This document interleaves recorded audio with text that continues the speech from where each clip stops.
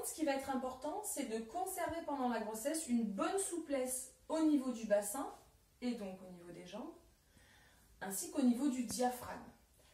Ça va permettre à la fois de passer une bonne grossesse, d'éviter les sciatiques et d'éviter aussi les douleurs de compression un petit peu dans cette zone-là en fin de grossesse. Pour cela, je vous laisse revoir les étirements membre-bassin et notamment aussi l'exercice dos rond dos creux qui est dans la vidéo rachis. Dos rond dos creux, pour moi, c'est vraiment l'un des exercices les plus importants pour les femmes enceintes. Ça va permettre vraiment de mobiliser toute la colonne, de venir vraiment travailler cette souplesse au niveau du bassin. Au niveau des membres inférieurs, insistez beaucoup sur l'étirement du pyramidal, que vous verrez donc dans l'autre vidéo.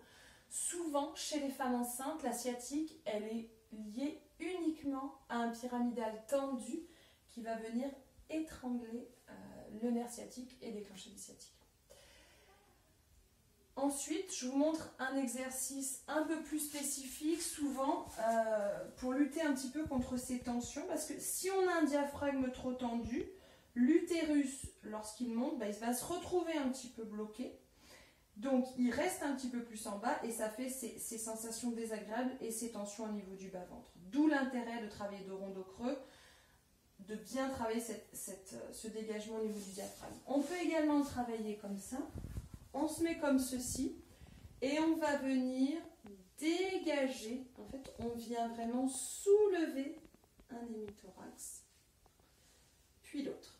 Ça, c'est vraiment un exercice qui va être très très intéressant. Donc ensuite, l'exercice pyramidal, l'exercice de rond dos creux qui sont dans les autres vidéos.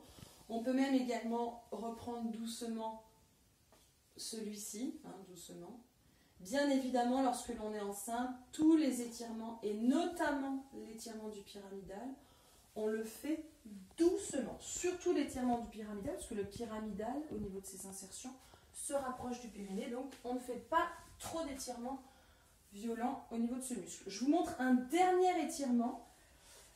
Lorsqu'il y a des tensions un petit peu au niveau du ventre, on va venir écarter un petit peu les jambes, comme ceci. Et on va venir, pour laisser la place au ventre, et on va venir se relâcher comme ceci.